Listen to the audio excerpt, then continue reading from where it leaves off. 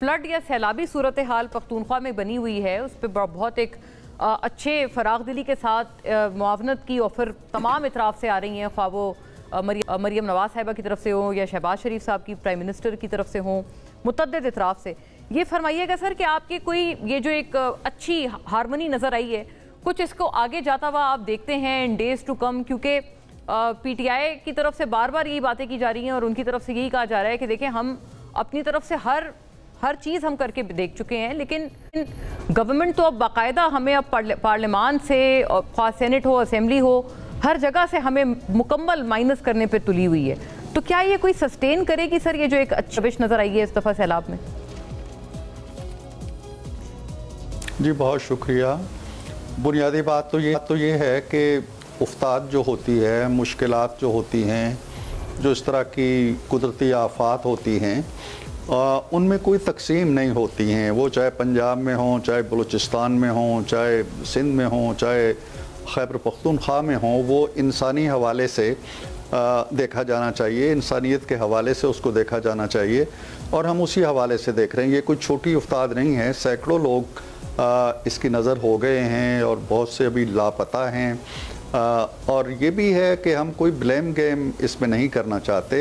इस तरह की आफात, आसमानी आफात होती हैं, अचानक आती हैं और बहुत सा नुकसान कर जाती हैं। हुकूमतों मुर्द इल्ज़ाम ठहराना या उन पर कोई ये कहना जी कि उनकी सुस्ती या गफलत, ठीक है वो चीज़ें भी होती हैं, लेकिन बुनियादी तौर पे हम इस गेम में नहीं पड़ना चाहते। बिल्कुल हमने बड़े खुले दिल से पेशकश की है और की जानी चाहिए। हमें सारे, मैं समझता हूँ कि पंजाब को, सिंध को, बलूचिस्तान को, जो महफूज इलाके हैं, हुकूमतें हैं, उन्हें भरपूर मदद करनी चाहिए। खैबर पख्तूनख्वा के जो मुश्किलात में गिरे हुए लोग हैं, मुसीबत ज़दा हैं, अपने घर बार खो चुके हैं, अपने अहल व अयाल खो चुके हैं, तो हमारी तमाम तर हमदर्दियाँ। वज़ीर आज़म मुसलसल इस पर इजलास भी कर रहे हैं, उन्होंने वज़ीर आला से भी रब्ता किया है, मरियम नवाज़ ने किया है, तो हमारी तमाम तर हमदर्दियाँ उनके साथ हैं, हमारे तमाम तर वसाइल उनके साथ हैं। पहली बात तो ये है।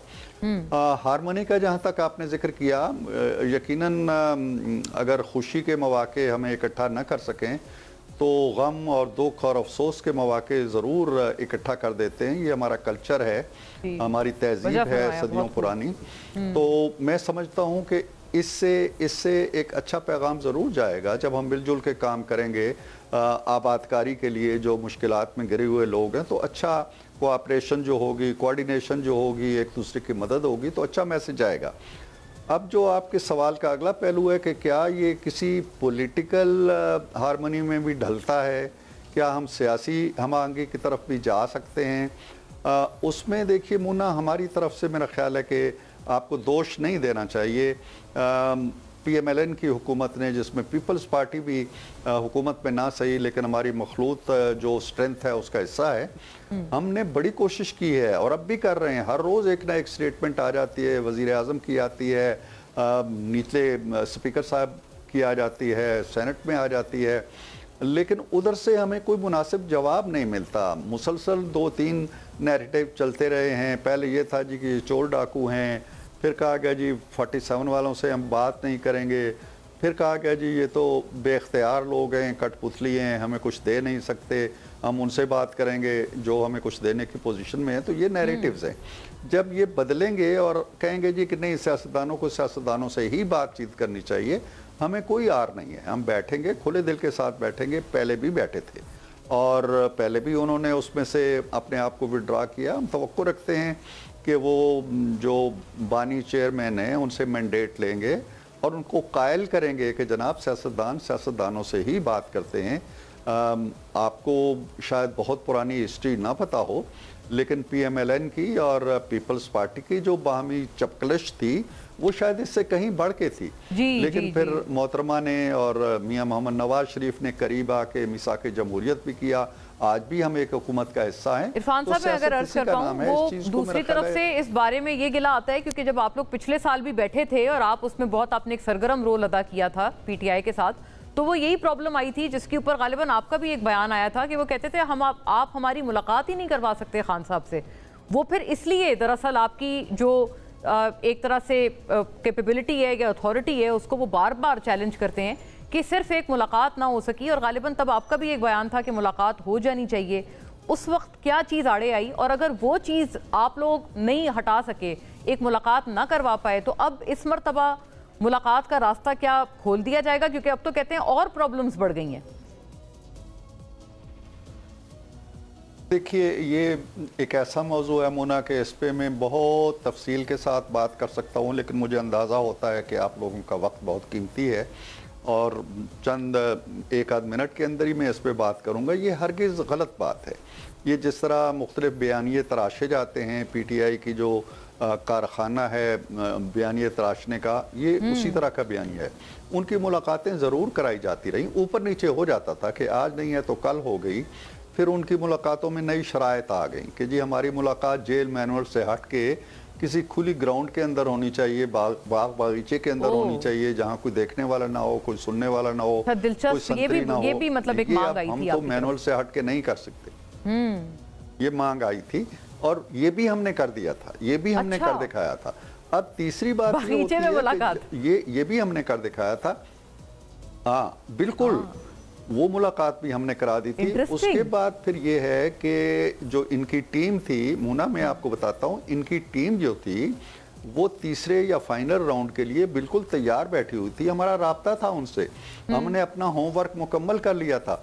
अचानक अली गौहर साहब गालबन निकले जेल से और उन्होंने कहा जी कि बानी ने कह दिया है कि नो मोर टॉक्स।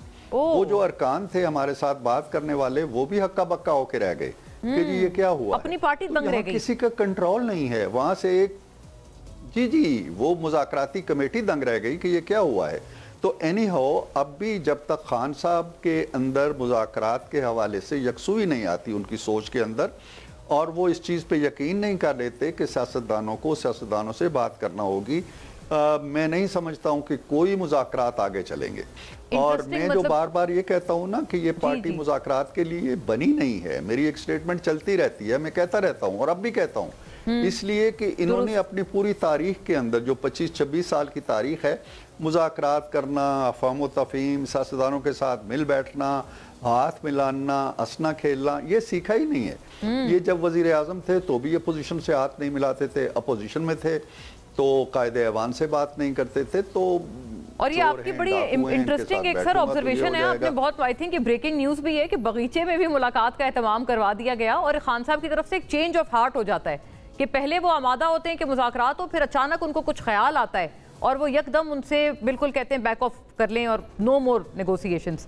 ये फरमाए सर एक बड़ी ज़रूरी है, इसमें एक बात है, क्योंकि हाइब्रिड निज़ाम का कहा जाता है कि अब इस वक्त हाइब्रिड निज़ाम है, राइज है, और ये नन अदर देन अपोजिशन नहीं, ये खुद वज़ीर दिफा ख्वाजा आसिफ साहब ने फरमाई है ये वाली बात। तो वो लोग दूसरी तरफ से ये चैलेंज करते हैं कि इसमें जो वर्किंग रिलेशनशिप है वो शहबाज शरीफ साहब का वज़ीर आज़म का तो अच्छा है, लेकिन ये कि जो नवाज शरीफ साहब हैं उनके हवाले से बात होती है, क्योंकि जाहिर है वो इस वक्त he is the leader in all of our appreciation of the PMLN, president भी हैं अब तो वो, तो और एक रूह रवां वही है पार्टी के, तो यानी कि उनका जो उनके हवाले से बार बार तनकीद PTI करते हैं। अभी कुछ रोज़ पहले फवाद चौधरी साहब कह रहे थे कि जी उन्होंने 14 अगस्त पे भी नवाज शरीफ साहब ने पैगाम इसीलिए नहीं दिया क्योंकि वो नाला हैं, सिस्टम से नाराज़ हैं। इन इल्ज़ामात को आप कैसे एड्रेस करते हैं? देखें, ये लोग वो हैं जो PMLN की जो साख्त है, जो कंपोजिशन है PMLN की, जो साइकी है PMLN की, जो रिवायात हैं PMLN की और जो रिवायात हैं शरीफ ख़ानदान की, उससे आगाह नहीं है या जानबूझ के उससे खेलते हैं और जानबूझ के गलत बयानी करते हैं। मैं आपको वाज़े तौर पे बताऊं कि अगर मैं बड़ी एक कैटेगरिकल स्टेटमेंट दे रहा हूं, अगर नवाज शरीफ आज तय कर लेते हैं कि जी कल से नवाज शरीफ वज़ीर आज़म नहीं होंगे और हम असम्बली तोड़ रहे हैं, नवाज शरीफ असम्बली तोड़ देंगे, शहबाज शरीफ असम्बली तोड़ देंगे, शहबाज शरीफ असम्बली तोड़ देंगे, ये सारा निज़ाम जो है, इसमें वर्किंग रिलेशन की जब आप बात करते हैं तो वर्किंग रिलेशन बहरहाल वज़ीर आज़म की होनी है, वज़ीर आला की होनी है, डे टू डे वर्किंग है, मामलात हैं, मीटिंग्स हैं, फैसले हैं, वो उन्होंने करने हैं और वो करते हैं, आज़ादी से करते हैं, हर मामले में दखील नहीं होते। इसीलिए आप लोगों को शिकायत होती है जी नवाज शरीफ बोलते क्यों नहीं, स्टेटमेंट क्यों नहीं देते, वो मीडिया में क्यों नहीं आते। वो इसलिए नहीं आते हैं कि उनकी किसी स्टेटमेंट से इस निज़ाम के अंदर रखना अंदाजी ना हो और जो वर्किंग रिलेशन जिस तरह के भी वज़ीर आज़म सहूलत महसूस करते हैं, मुल्क के लिए बेहतरी करते हैं, वो चलते रहें। तो जब नवाज शरीफ ये समझेंगे कि जी ये फैसला यूं होना चाहिए तो वो यूं ही होगा। ये मत जानिए कि नवाज शरीफ अगर इस निज़ाम से नाला हैं, खफा हैं, बहुत दिल गिरफ्ता हैं और इसके बावजूद ये निज़ाम चल रहा है, शहबाज शरीफ पे उनकी कोई जो है वो बतौर सदर उनकी बात नहीं मानी जाती। ये क्या साराइयाँ हैं, करने दें इनको। मियाँ मोहम्मद नवाज शरीफ की जो पहली आखिरी तरजीह होती है वो ये है कि मुल्क आगे बढ़े, मुल्क तरक्की करे, मुल्क के मसाइल हल हों।